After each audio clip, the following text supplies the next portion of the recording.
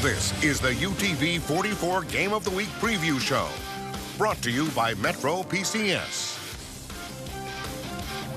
Metro PCS pregame show here on UTV 44, last week of the regular season. This is it. It's flown by. Flown by. We'll talk more about why it's our last week later on, of course, here tonight. But tonight we've got a big matchup. I mean, I think we told Dan, both coaches going in the season said, hey, week 10, we're going to do your game.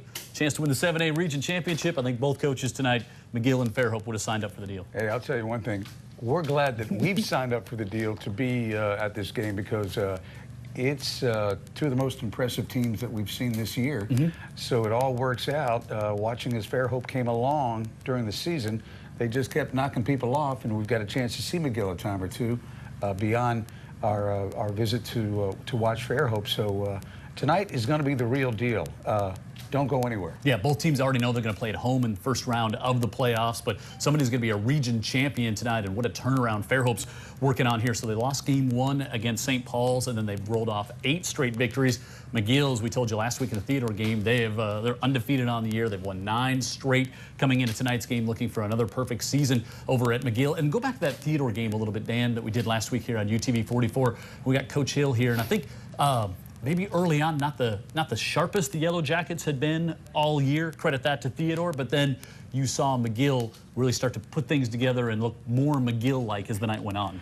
Yeah, you know, and we had sheets of rain during that game too, which was because just a few miles to the west where I live, there was no rain at all. So the rain, we can talk to Coach Hill about this, seemed to play a factor in how efficient they were, maybe even in their play calling. But in the end, talented Theodore team with a lot to play for, but who won the game? Yeah, and Theodore a chance to get so many big games tonight. Theodore is on the road at Foley. If they get a win, they're in the playoffs. If Foley wins, they get in. There's all kinds of other playoff implications right up the road here tonight. You got a Baldwin County team taking on Daphne. Baldwin County trying to get in the playoffs. Saraland trying to clinch their playoff spot as well. So lots of playoff spots up for grabs tonight. A region championship up for grabs. And you know, it's funny how at the beginning of the year, you heard some people talk about the number of players that 2 teams lost in particular, Spanish Fort and McGill. Yeah. How many seniors each team lost, the great success they've had, and look exactly where they're at right now, exactly where they're always at right now. At this point of the season, maybe the 2 best teams, you know, in the viewing area, maybe. One thing I can tell you about this Fairhope team, when we walked away from that game, we were like, they don't play. I mean, that team is physical. And for a team that's struggled as a program, really, for a few seasons, there's no indication or evidence of that. You know, they look like they're ready to play ball regardless. So they've wiped the slate clean. They've got a tough physical team that plays together. And it's going to be quite a challenge for McGill-Toolen, who just keeps on being McGill. Yeah, just a couple of wins last year for this Fairhope team. And you knew Coach Carter coming in. I mean, we knew him, knew his history at Auburn, got to see him in some playoff games. We got to know him, kind of knew, you know, how he builds programs, the success he's had, and was a reason Fairhope wanted to bring him down here. And now I think we're really starting to see his fingerprints all over this Pirate program. Well, if that's what we're seeing, then he's got some solid prints, because this team doesn't give you much, and they fight on every down, and you just like to see that in a team. They don't hurt themselves. They compete like crazy, and in the end, they have figured out how, if a game is close, they get to leave the field, the happy guys, celebrating. Yeah, they've done it 8 weeks in a row. We're at Metro PCS tonight for our pregame show, 28-825 US Highway 98 right here in the little shopping center. You got Subway right next to us, and just right here on the main thoroughfare here in Daphne. And don't forget, also, you can choose 4 free phones from Sam's brands like Samsung, LG, and Motorola when you switch 4 lines to Metro PCS. When we come back, we'll talk to the McGill-Toolen Yellow Jackets head coach, Ernest Hill, as we get ready for the big matchup for the region championship tonight here on UTV 44.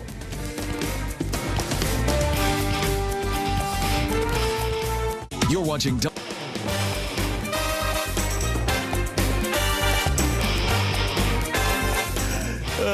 Here at our Metro PCS pregame show, we're telling old Fred Riley stories in the break here when you know, in this show, a family show, and Riles took his shirt off. He just took his shirt off. It was always interesting doing a pregame with Riley. It was almost some of the reasons that we would decide not to put Davidson on. It was like, that's not true. That's no. really not true. But anyway, we like the coaches we have tonight. Yeah, Ernest Hill, head coach of the McGill-Toolen Yellow Jackets here, and Jennings Clayton, wide receiver from the Yellow Jackets, here with us as well as we get ready.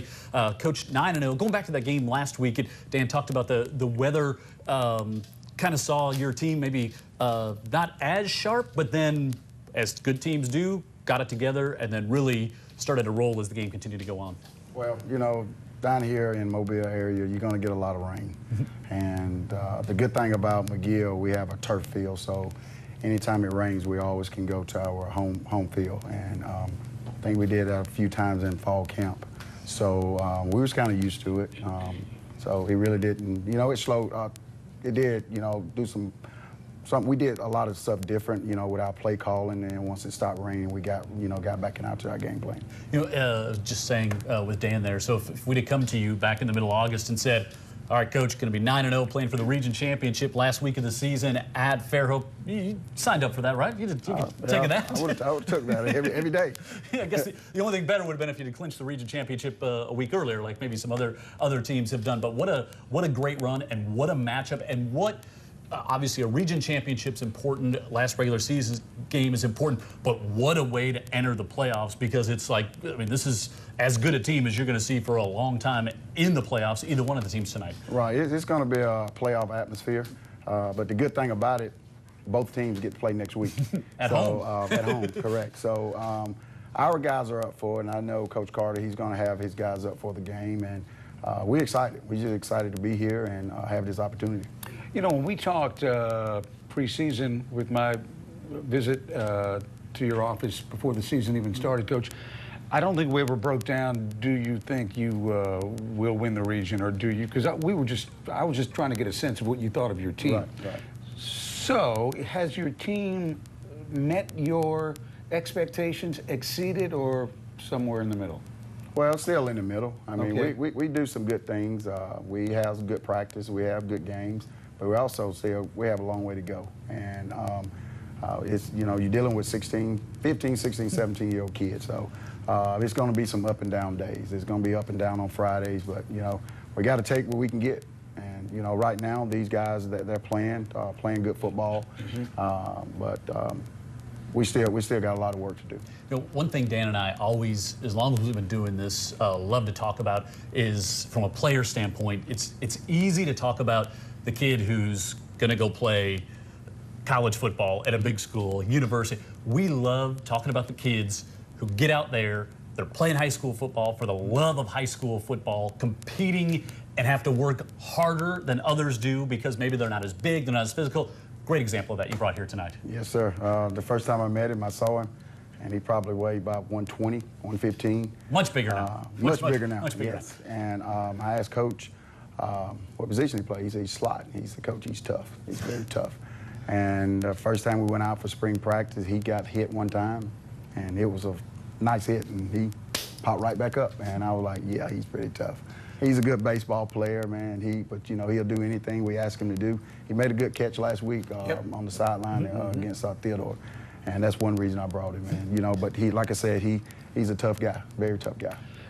Jennings, I think you did one of those popped right back up plays last week, if I recall. But tell us, as a baseball player, why you even choose to play football, and what it means to you to be somebody that's got to compete against guys who are coming after you and got 20, 30, 40 pounds on and beyond. Well, I started football when I was about 4 at Mims Park, and ever since that I've loved it. And so it's been one of might be my favorite sport.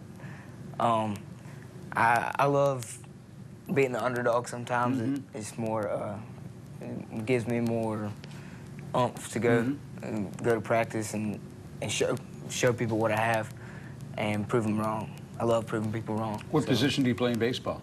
Second base. Okay. You know, not just, you talked about so tough, take a hit or whatever, but when you're an undersized athlete, you better have a lot of heart. You better love being out there. Otherwise, it's going to be a long night and a long season. I mean, like I say, he comes to work every day. He's the first one there, last one to leave. It's not like a punter in the weight room, right? No, no. You know how those Jack kickers Martin. are. You have to bring Those that kickers, up. they just, they just hang around. You just leave them alone. But this guy Got their right here, kicker man, union cards. They don't have to it's do a lot of something. things. But this guy, man, like I say, he comes to practice and work every day, and he has a lot of heart, and he's a leader. And the guys listen to him because, I mean, he's a small guy, and he don't have to be out there. Exactly. But he chooses to be out there, and he wants to be the best, and he loves to compete. And somebody tell him he can't do something, he's going to prove him wrong every day. I thought Coach Collier had a point talking about your team last week. He said, it reminds me a lot of Fairhope. Team good in all phases, great team schematically. I mean, do you see, looking at them, I mean, do you see some mirror images with yourself and the Pirates? Oh, yes. They're very good on special team. Their offense is very, we're not as explosive they are, but, they throw the ball pretty good, and they run the ball, and they got a real good quarterback. And on defense, their safeties, their linebackers, solid on D-line, they will come up and knock the crap out of you. And that's one thing that, we try to do at McGill, that we've been trying to do at McGill for, a couple of years. To play solid on both sides of the ball and special teams, and they're not going to beat themselves. Yeah. That's the biggest thing. They're not going to beat themselves. They wait until you do something wrong, and they're going to take advantage of it. Exactly what other coaches say about this team as well. All right, Coach, thanks for being here. Be safe out there, young man. Make another big catch. We like to do that on TV. We'll come back. We're going to hear the Fairhope side of things tonight. It's the 7A Region 1 Championship tonight here on UTV 44. McGill traveling over to Fairhope to take on the Pirates. The winner will be region champs.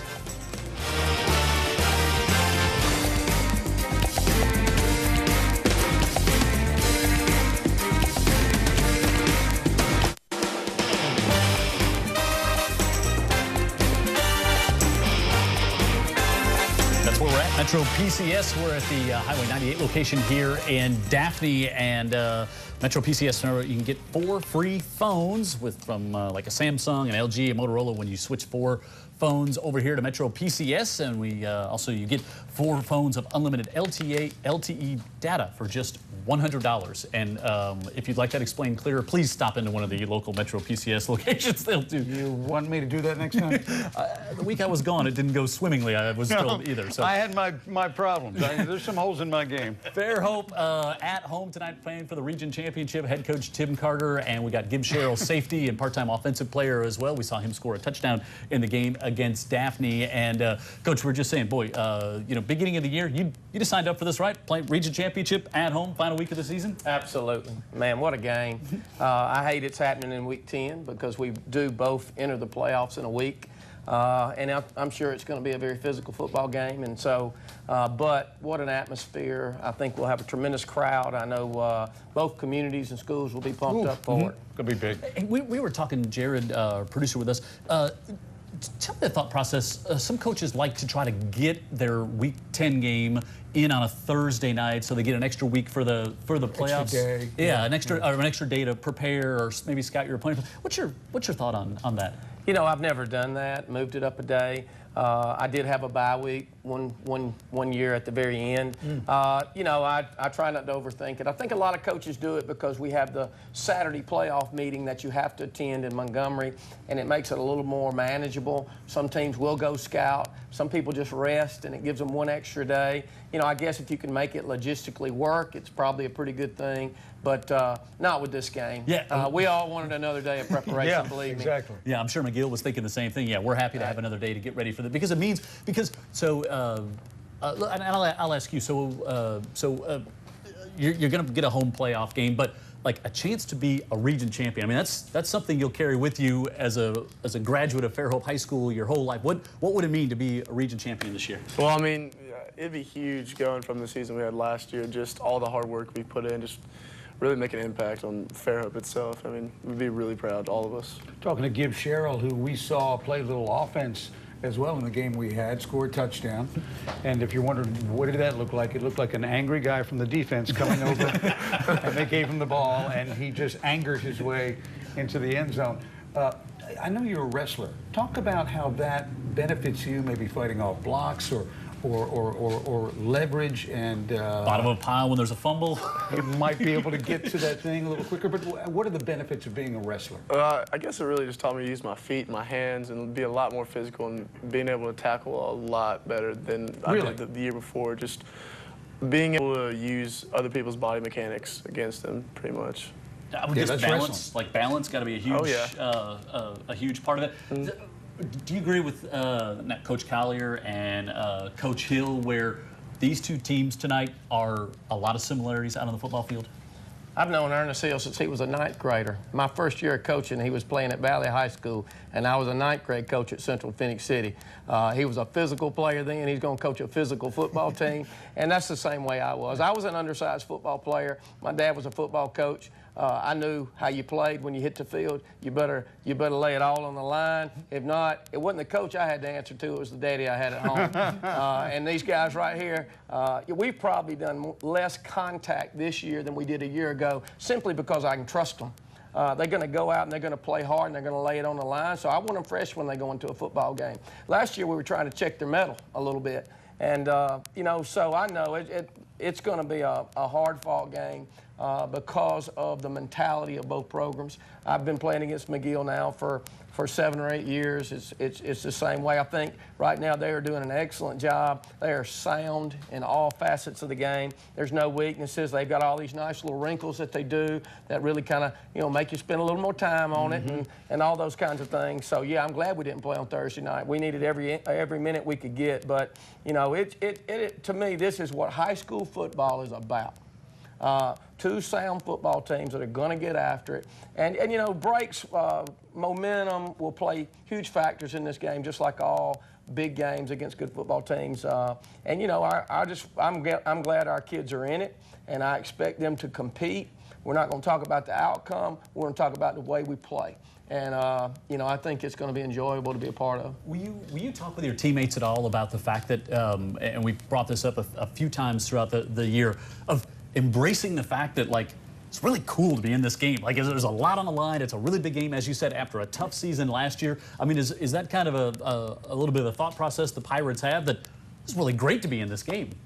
I mean, it's kind of weird how fast it's gone by and the difference it was from last year. I mean, every once in a while we'll kind of sit back and be like, you know, it's like, man, this is actually happening. It's really surreal, you know, that we're in the situation that we're in right now. What does it mean for the game to be on TV? I mean, I'm not too worried about being on TV, but it just helps the family that I have living everywhere. They love watching it, and the family mobile. So, I mean, just another outlet for people to watch and enjoy us. Will you go back and watch the game? Yeah, I probably will. We are excited. We thank everybody. We say nice things about good players, by the way, so you're in good shape. And thank you to you and all the administration at Fairhope for helping us get this game on TV this week, because we were just thinking, oh, we've got to find a way to do that. So we are so excited to be there. I know Jared and our crew is excited, and the viewing audience. I mean, there is going to be a ton of people who have no ties to McGill or Fairhope that just like high school football, like to see young men work hard. There's going to be a ton of people watching tonight. They're going to know this is actually the game of the week, and there's no doubt about it. You can do about 2 seconds of homework and figure that out. And if you don't do the 2 seconds of homework, just stay where you are and watch these teams play. We're about 10 minutes from kickoff. Our pregame show wrapping up here at Metro PCS 28825 US Highway 98 here in Daphne. That is the Fairhope store. If you're a McGill fan, the one over on Spring Hill Avenue, 1270 Spring Hill Avenue is where you want to go. We'll come back and wrap things up. We'll have Coach Carter and Coach Hill here as we'll finish up our final pregame show of the season on UTV 44. Tonight we're right here at Metro PCS getting ready for Fairhope and McGill, and a region champion will be crowned.